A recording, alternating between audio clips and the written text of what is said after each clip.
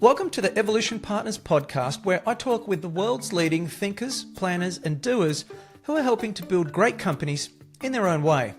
We learn how the work they're doing is creating an impact and get to know a little bit more about them and what makes them tick. This episode is brought to you by Evolution Partners, where we help leaders to confidently build enduring great companies using our proven, structured, strategic planning process that ensures you build and execute the right plan. Check us out at evolutionpartners.com.au. Also, you can check out our books, Made to Thrive, outlining how to be a great CEO, as well as Onboarded, which is about making your new hires more effective faster. Siobhan McHale has worked across 4 continents, helping thousands of leaders to create more agile and productive workplaces. She's also been on the inside as the executive in charge of change in a series of large multinational organisations. One of these inside jobs was a radical 7-year change initiative at the ANZ Bank that transformed it from the lowest performing bank in the country into one of the highest performing and most admired banks in the world. She's also been selected by Thinkers 50, the premier global ranking agency for management thinkers, as someone whose ideas will shape the world. Professor John Cotter used her work with ANZ as a Harvard Business School case designed to teach MBA students about managing change. Siobhan is the author of 2 books, The Insider's Guide to Culture Change and The Hive Mind at Work. Siobhan, thanks for joining me today. Thank you, Brad, for that introduction, and great to be with you today. I'd like to start by talking about your new book, The Hive Mind at Work. If you can, please tell us a bit about yourself and how you decided on that title for the book. What inspired you to write the book, and how do you define the hive mind? Sure. Well, as a child, I was fascinated by bees as they swarmed in the orchard of my family's farm in Ireland. And that fascination with natural ecosystems led me on a career path to study human ecosystems. So started studying organisational psychology, went on to become a management consultant. And after a decade of management consultancy, decided to move in to become an insider, as you mentioned, which was the executive in charge of transformation in a series of international firms. So really the hive mind is about groups and how do groups operate and how do we understand these groups and know how to intervene in groups in order to help them to deliver, grow and adapt. Lovely. So groups is about GQ, and this is a new concept that you've brought forward in the book, which is really quite fascinating and unique, I must say. And the context that you've provided around bees and the title of the book is kind of key there. In the book, you highlight how IQ and EQ were essential in the previous styles of management throughout the world. But now, with all of the changes that we've seen, I suppose, GQ is this new concept that you've brought forward and why it's so essential. Can you tell us, please, what is GQ and why is it so important? Yeah, so Brad, as you mentioned, IQ is intellectual intelligence, and that is really helping you with rational, logical problem solving and solving technical problems. Then we saw the movement to EQ with Daniel Goleman, and that is emotional intelligence. And that is the ability, as we know, to understand your own emotions and the emotions of those around you. And what I say in the book is these 2 intelligences are necessary, but not sufficient for the challenges we face in workplaces today, which is why we see the need or the emergence of the need for GQ, which is group intelligence. Group intelligence is really the ability to operate at the systemic level. It is the ability to understand complex human ecosystems, how they function and to be able to intervene in those complex human ecosystems in a way that enables them to not just survive but to thrive. So people with GQ or group intelligence are going to be the ones who can adapt to complexity and adapt to the myriad of changes that we see emerging in the business landscape currently. It's interesting that you use the word adapt there. I mean, it takes me back to Charles Darwin. It's about adaptation is the key to survival. And why do you think that adaptation in this context is so important relative to this group idea rather than simply operating as a team, which is what many people would think about business? Yeah, well, if you ask managers today, how they solved problems, many of them, you can ask a marketing manager and they can tell you how they developed a plan to launch a new product. A finance manager can tell you how to develop a budget for a department. An operations manager can have a plan for fixing a machine, but all of these are technical challenges that one person or a number of experts can sit in a room and figure out the solution. But as we know, that's no longer enough. You've got to be able to understand groups and how they work and how they function. And often we've just been taught our functional or technical expertise. We haven't been taught how to manage large groups of people with all their different perceptions, their different needs, and their different responses to change in particular. So that is the area that I'm fascinated by. How do these groups function, and how do some leaders go about intervening with high levels of group intelligence? So what I say is you can have group intelligence at the individual level. As a leader, you can have high levels of group intelligence, but you can also have group intelligence at the collective level. So groups, in fact, can display high levels of group intelligence as well. And so what does that look like in a practical sense as a collective group with higher or lower intelligence? How would you see that in the workplace or in the output or the interactions?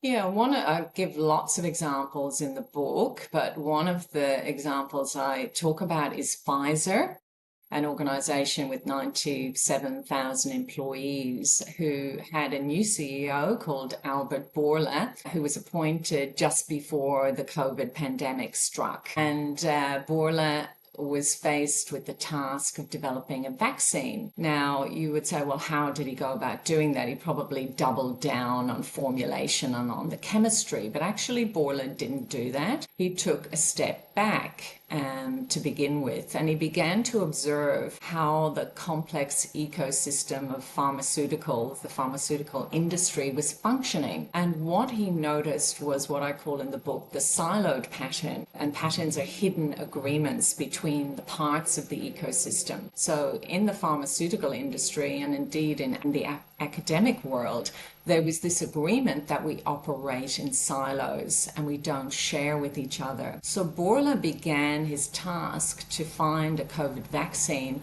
by noticing that pattern and beginning to rewire that pattern by putting in a 5-point manifesto into the system which said collaboration is at the heart of everything that we do. In order to combat COVID, we have to start to share. So what you began to notice in the ecosystem, which was siloed initially, was that people began to share in forums and online repositories, starting putting in information that they found, and that started to be the new way of operating, the new pattern within the system. And the previous record for a vaccine had been 4 years for the mumps vaccine, but Pfizer was the first company to go to market with a COVID vaccine that took 9 months to develop.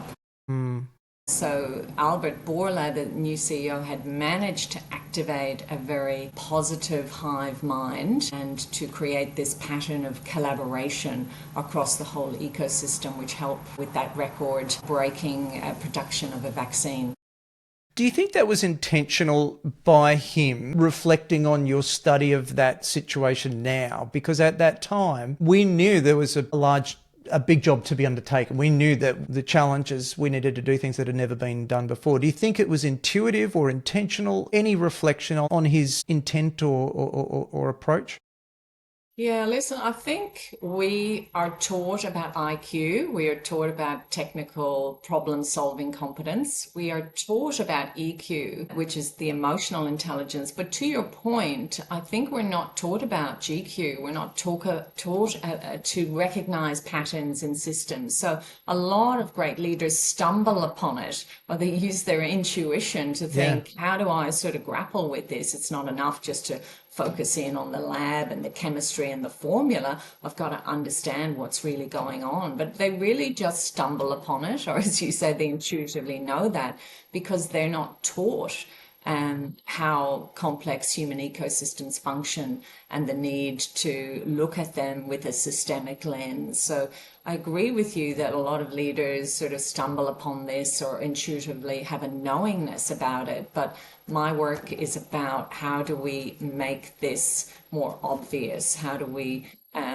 start to teach people to take a more systemic lens rather than it being, oh, well, I just had a gut feeling that I should rewire the deeply embedded underlying pattern of siloed thinking in the pharmaceutical industry. That was not something that, that we're taught as leaders. We're taught get into the lab, double down on making a formula, deal with the technical issue rather than deal with the systemic issues. Yeah, yeah. Look past your IQ, EQ, everything that as you've said. So your first book was called The Insider's Guide to Culture Change, and it was obviously about culture, how the organisation functions. So how does culture connect with GQ? What's the interrelated relationship, or how do you view perhaps the difference? Yeah, so the first book is really using the ANZ, which, as you said, went from the worst performing bank in the country to the number one bank globally and number one also on the Dow Jones Sustainability Index. So it was using that as a launching pad for an investigation of what is culture. And then the mind takes it to that next level, which is the group intelligence that you need in order to be able to understand complex human ecosystems and the patterns. I give over 30 big patterns that emerge in organizations that can actually either be functional or dysfunctional. Because as we know with the hive mind, sometimes it's very negative. A hive mind can take you into greed or take you into bullying, taking you into bias. But the hive mind can also unleash something very positive within an organization and be a force for good. So it's really the next level exploration of how do leaders develop this group intelligence and a four-step approach for them to understand how to intervene successfully in groups to create meaningful and lasting change. So they're complementary, but I would say one builds on the other. So is culture, the other is very much the next level of thinking on group intelligence. So you mentioned the ANZ Bank there. On that point that you just mentioned, so what was the difference for the mindset or in the mindset of people who were many, many layers of management away from the boardroom? I imagine that a person perhaps working in a retail branch of the bank would have been, like many people in corporations, would have been a little bit getting told what to do perhaps and interpreting that in their own way through those multiple filters. Before and after, can you tell us about the before and after within that context? Yes, great question. So when I first joined the ANZ Bank, the executives were in a state of, I would say, disarray and not really knowing what to do because they had tried to bring about change by restructuring the bank, and that had only taken the organization backwards. So what they were trying to do was implement a technical solution to a complex adaptive problem. Yeah. And when we stepped back from the situation, what we noticed was running the bank was what I call in the book the order taker pattern. So essentially, head office had stepped into the role of order givers, giving instructions to the 700 bank branches who had stepped into the role of order takers. And this was leading to a lack of energy and motivation and ideas across the whole organization. So what we did was implement a restructure essentially, but it was more a new operating model, which we called restoring customer faith. And this really delegated or empowered the regions to take decisions that were necessary in order to meet customer needs. So it reframed their role from order takers to customer service leaders. And head office, there was a reframe from order givers to enablers. So whether you were in IT or whether you were in risk, whether you were in HR, whatever function you were in head office, your role became to enable the regions or the branches to deliver exceptional customer service. And that new operating model and those reframes began a 7-year journey that essentially transformed the bank. But at the heart of what was going on was the need to be able to see, which is where group intelligence comes in, the order taker pattern. And if you didn't see that pattern, what was happening was you were putting in solutions that weren't solving the underlying issue. And so with that order taker pattern, I imagine at the outset there would have been quite a bit of skepticism from the people in the branches. Now we're going to be called, I may say this incorrectly, customer service leads or customer services people, but nothing is going to change. Can you give us an idea of what other work needed to be done to improve the group intelligence, to overcome the skepticism I'm sure must have been there from some people? Yeah, so I'm a big believer in leader-led change, leader-led at all levels, because leadership shows up at all levels. But one of the things we did was roll out a 3-day program called Breakout, which really was the foundations of allowing people to A, understand their role, and B, step into that role, giving them tools in order to be able to do this. And the top 600 leaders across the organization attended that program first. So, and over time it was rolled out to the 32,000 employees across ANZ. But really that was the behavioural aspect. Then the operating model was really working to put in local CEOs in all regions. So we call these people, you are the local CEO, a number of branches report through to you, and you now make the decisions. So it wasn't just a toothless tiger. This new operating model was saying, no, you now make the decisions. You decide what your branch looks like, when you open, how you serve customers. You don't need to call head office up for decisions anymore. You have all of these services to help you make those decisions. So really it was about local decision making, and that the proof was in the pudding then. Yeah, beautiful. They started to see a change and they started to be equipped with the decision-making power. And one of the other powerful things we did, Brad, was implement a program called A Day in the Life, where everybody in head office had to go and spend a day at a branch every 6 months. And that was really powerful because they started to see the long queues. They started to see how disheveled the branches looked. They started to see how frustrated customers were with the service. And that was really an accelerant for people in head office to really step up and to become the enablers of this change. You've got a saying to your earlier point in that response about training frontline staff or training staff in general for change. You've got a saying called sheep dip. Tell us, what is sheep dip and why that phrase? What does it matter to avoid perhaps sheep dip when it comes to training staff?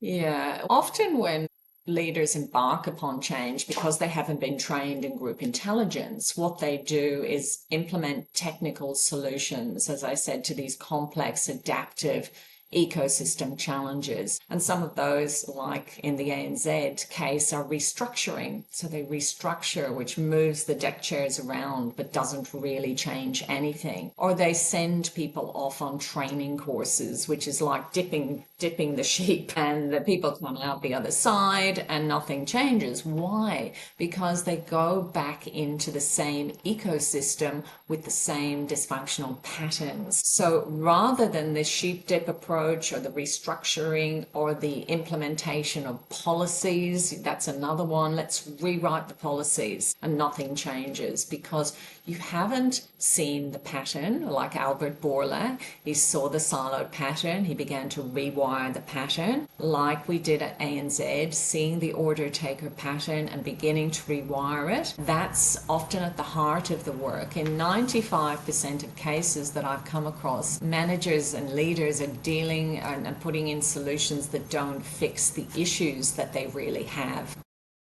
Yeah, it can be, in my experience, it can be really frustrating for leaders and executives who are coming across problems that just don't make any sense. They look at a situation, a disheveled branch, for example, or something that doesn't play with what they expect or what the business stands for.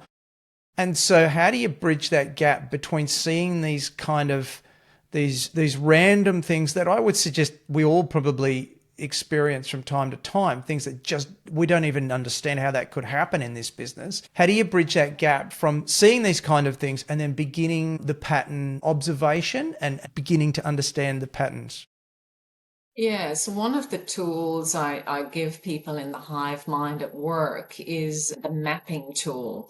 So often there's enormous pressure on you as a manager to get on with it and find a solution and be seen to take action, when actually it's the opposite. You need to be stepping back and maybe with some trusted advisors or maybe with people within the system, start to map what's going on. So for example, in the ANZ case, stepping back rather than pressing forward and saying, what's really going on here? You know, head office, what role are they taking up? Oh, well, they just give the instructions. They tell the branches what to do. Oh, okay, so they're in order to give a role. So it's the systemic role, not their job description role. And then you look at that bank further and you say, well, what role are the branches in? Oh, well, they're just victims. They've given up. They have no energy and they're very disengaged. You say, okay, so why is that? Well, they're just taking the orders. That's their job. They just take the instructions. Okay, so they're in the systemic role of order taker. Right, okay. And what's the agreement? Because there's pattern is an agreement between two parts or more. And the agreement is you take the orders from head office around here. So that is the silent agreement that is running the whole bank. And once you see that pattern and see that hidden agreement, then you can start to intervene in a way that is much more powerful than restructuring or moving the deck chairs or writing a new policy or sending everybody off to a technical training course that is going to make very little difference. So seeing the pattern helps you to begin to go down a path that is going to be much more constructive. Beautiful, beautiful. How can leaders in mid-sized companies leverage the hive mind to encourage innovation and collaboration without creating chaos? What's your thoughts on that? Why do you say without creating chaos? Is there an assumption that the hive mind might create chaos? Well, no, I think unless it was done in a planned manner, it could create chaos. If you didn't follow the process that you've laid out and the approach, I think that people could perhaps not necessarily completely understand and get the outcomes that you want.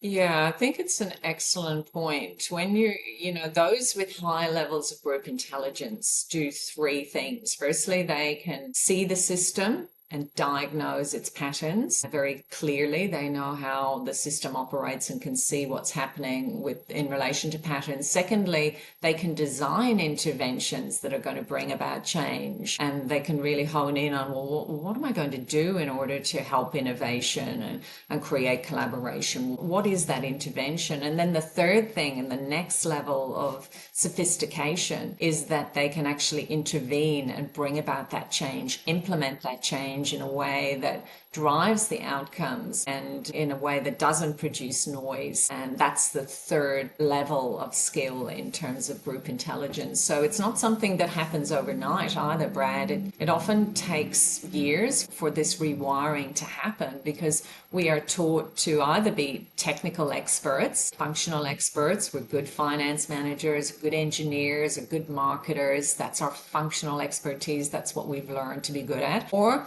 more recently, we've been taught about EQ, and EQ is that one-on-one. We listen, we understand, we have empathy. But groups are, we all know that groups often, or an individual in a group can often behave very differently. So group intelligence is that three-level ability. Can you see what's going on in the system? Can you diagnose its patterns? Can you design an intervention that might rewire it? And then can you implement that successfully? So it's quite a sophisticated, layered set of skills.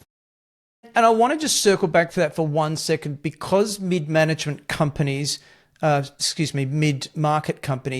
more likely to cut steps rather than take that deep, detailed, sophisticated approach. So I suppose the right answer is we'll just follow the process. But any thoughts on how that applies to mid-market companies, or examples or consideration around mid-market companies specifically in the approach?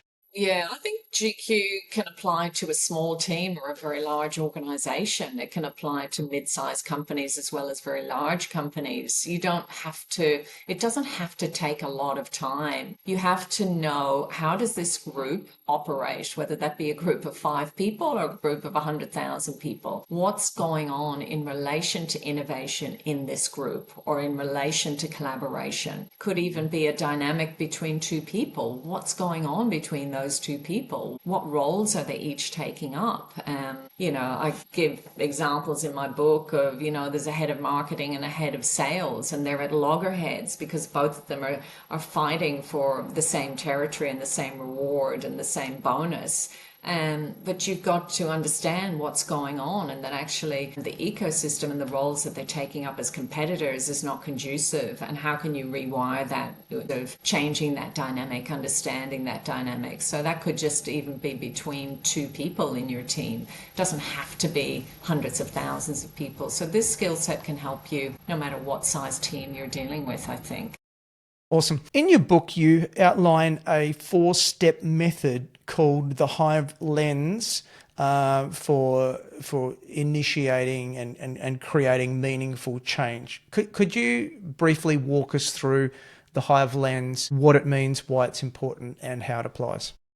Yeah, so the Hive Lens, and again, I was trying to simplify a lot of complexity here. Yeah. And systems thinkers in the past, I think one of the things is it's just too esoteric and it's not practical enough. And I'm an insider with a very practical lens about how can we make these systemic theories more accessible to people in the workplace. And one of the things that I've done is say it's a Hive Lens. All stands for look beyond. You've got to look beyond the obvious. You've got to start to see these patterns that are running your organization. And I give some of the 30 big patterns that you might see, including the order taker pattern. Then along with looking beyond and seeing these patterns, you've got to experiment. The E is about experimenting with new ways, and I give lots of examples in order to rewire the patterns. N is nudge, because often in organizations we're taught that, we have been taught that organizations are machines and you drive hard for change. But one of the reframes I'm bringing into the conversation is that organizations are not machines, they're actually ecosystems. And if you drive hard, the system will push back against you. So you've got to nudge the group in the desired or the right direction. And then the S on the lens is strengthen. So there are ways to strengthen the group, to strengthen the emerging change, to strengthen its performance and its ability to deliver. And that is the fourth step, if you like, in the Hive Lens. And so, yeah, quite a sophisticated or complicated approach to change management that you've brought down to quite an effective method. What role do leaders then play in creating the hive mind? Because if I go back to the ANZ Bank example, I imagine there might have been some leaders there who felt like they were foregoing some power or foregoing some of their role perhaps in empowering people and branches and another section of the organisation. So what role do leaders play in that, and how can they balance empowering those people and those teams but at the same time maintain strategic oversight? Yeah, and that's not a one size fits all, but I do talk about the fact that change is leader led at all levels. So leaders at all levels in the organization, and they can be individual contributors, they play a leadership role during change. And so it's not enough to continue to take up your business as usual role. And that's one of the traps I see leaders falling into in some organizations, is that they delegate change to the IT team or the digital team or HR or the external consultants. That is a formula for disaster. Leaders at all levels must understand and start to reframe their role as change leaders and examine what's needed in their teams and how can they best take up that leadership role. And yes, sometimes that means letting go or stepping into another role, but normally when you use the reframing, you encounter less resistance and less noise. So in the case of ANZ, it's a reframe. It's really saying, well, you were in this role, this is your reframed role now. You're still risk, but you're not just giving instructions to the branches, you're actually stepping into an enabler or a service provider role. So the same technical competence, but just a different systemic role that you're taking up. And that usually it goes much more smoothly than restructuring, because it is reframing the role, but still keeping like you're an HR person sitting in head office, but you're not there to give instructions to the branches. You're there to help them to recruit, to train, and to engage their people. So in some ways, a more satisfying role than simply issuing instructions. Yeah, we touched on this briefly, but I'd like to just ask you about resistance to change. You mentioned that just before. So what are some effective tactics that you've seen for overcoming resistance? Because I think it's fair to say, on the whole, most people don't like change. I mean, if given the opportunity, most people might prefer to have things stay the same. So what are some effective tactics you've seen for overcoming resistance to change? Yeah, so usually when I go into an organization or a group where there is resistance, what's actually happening there is people are pushing back on change being done to them. Yes. So it's not that they're resistant to change, it's that they're resistant to change being done to them. And the pattern that emerges in these groups is that usually the executives have stepped into role of enforcers and employees have stepped into role of resistors. So you get this push, push, push, push. And the pattern or the agreement is that, change will be done to you. And it's important to see that pattern, because once you see that pattern, then you can intervene in a way that reduces that resistance. And the key to reducing that resistance is co-creation.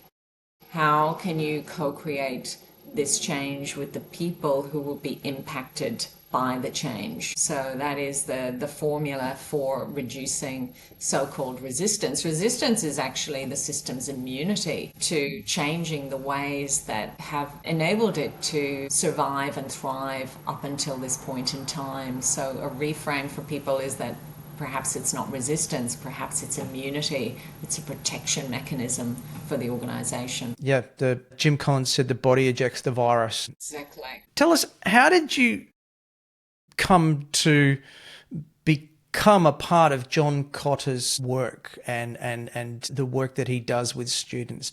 Tell us about that story. How did you get into his sphere, and what has been the result? Yeah, so we had been on this 7-year journey to take the ANZ through this remarkable transformation to become a customer-centric and employee-centric organisation. And that had been going on for a number of years when news of the phenomenal performance, because we had over 7 years, we had tripled the share price, we had doubled profits, and we had seen massive jumps. We had gone from the worst performing bank in the country in terms of customer satisfaction to the number one bank in terms of customer satisfaction, seen a huge increase in employee engagement. So news of this remarkable transformation somehow got to Cotter. And I was sitting in my office one day at the bank when reception said, "Oh, you've got a caller here, John Cotter." And I nearly fell off my chair because I had read all of his books and he had been a real guru from my perspective in terms of change management. So they patched Cotter through, and he basically explained to me that he was looking for global case studies of real transformation, and he had heard about the ANZ Bank and could I talk him through it, and he was going to select some few case studies for his course at Harvard University. So we wrote up the case study, he looked at the case studies, thought it was extraordinary, and he began teaching it as one of the case studies at Harvard to his MBA students. So it really was just a word got around, and he began to hear the story of this remarkable transformation. Lovely, lovely. Congratulations. If leaders are interested to take the first step to harness the hive mind at work, what is the first step that you recommend? Yes, I think, it is a journey. I think the first step is obviously, start maybe to read the book, The Hive Mind at Work, with some others. So you start to have people who are beginning to see the world with this lens, because one of the things that we're taught is organizations are machines, and it's like a clock-like mechanism, and you pull this lever, you all that ratchet, or, you see organizations as machines. The other way we've been taught is that organizations are like social networks. And again, J.A. Barnes was doing some work in a Norwegian fishing village, and he started to draw the influencers in the village and the number of connections that those influencers had. And we can see the effects of that thinking in terms of social network and social media influence. And they were the people who could, who could affect change. What I'm saying is organizations are actually more like ecosystems where each part has an essential role to play, and each part must take up that role during change. So not so much an influencer model or a machine model, but a systemic lens. But this lens is not something that you're hearing much about. So it's really about maybe reading the book with some colleagues and starting to go on this journey together to apply a systemic lens, to learn about how that might be effective in your context or in your organizations, and go on step into role of learner and start to see systemic roles, start to see patterns, start to diagnose what's going on within your company in the first instance, and learn from each other, I would say, Brad. Excellent, love it. And yeah, it is a fantastic book, and yeah, it's quite practical, I guess I would say. Some books can be a little bit too high level and conceptual, but there's some real practical stuff in there, so congratulations. What do you think that a better business looks like for you and most of the people that you deal with?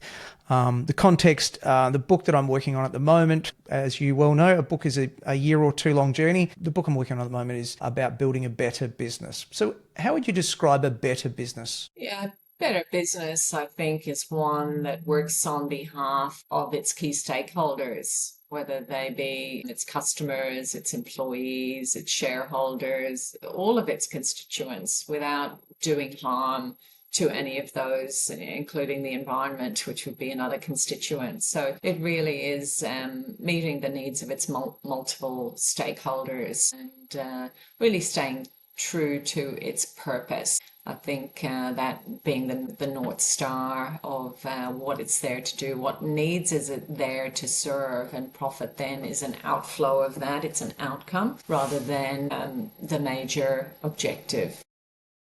What is a book that you would recommend for our audience? Any book at all? Any book at all. Okay. I do like Adaptive Leadership by Ron Heifetz. I think that was revolutionary for its time and has some of the ground work for later work on group intelligence. But that notion of adaptive leadership, I think, is a really important one. Love it, love it. And how can people learn more about you and the work that you do? Best way, Brad, is to follow me on LinkedIn. I've reached the maximum number of connections I can accept, so I can't accept any more connections, but you can certainly follow me. I post on LinkedIn weekly about all of these things to do with systems thinking, change, culture. So that's a topic of interest, leadership as well. So if you're interested in those topics, please follow me on LinkedIn. Lovely. What haven't we discussed that you wanted to discuss today? I do think the importance of role is really important, and the power of reframing, which we have talked about, but I do think that's remarkable in terms of the remarkable power of role reframing.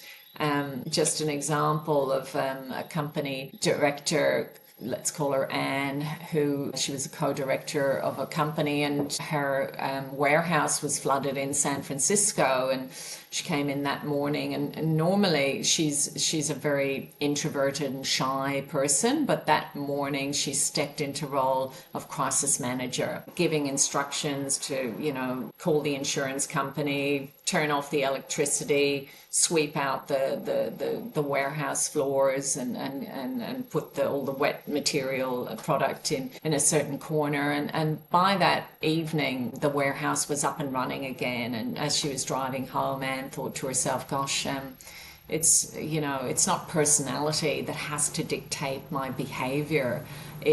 Role has just as powerful an influence on how we react and how we act. So, I would say the power of role and not being governed by our personalities and the roles that we can step into and do step into on a daily basis is also one of the underpinnings of the book, The Hive Mind at Work, which I find actually quite liberating. So hopefully your listeners will find that liberating too. Lovely. Well, again, it's an excellent book, The Hive Mind at Work. Highly recommend it. Congratulations. And Siobhan, thank you so much for your time today. It's been a pleasure getting to know you, A, and B, learning a little bit more about the book and the work that you do. Great. It's been a pleasure. Thank you, Brad. Thank you. Well, I hope you enjoyed the episode as much as I did. If you'd be kind enough to leave a review for the podcast, that'd be really helpful to other like-minded entrepreneurs, and then we can grow our community. If you want to find out more about our guests, head over to evolutionpartners.com.au/podcast, where you can find show notes and other additional reading. Hope to see you back next week. Until then, keep thriving.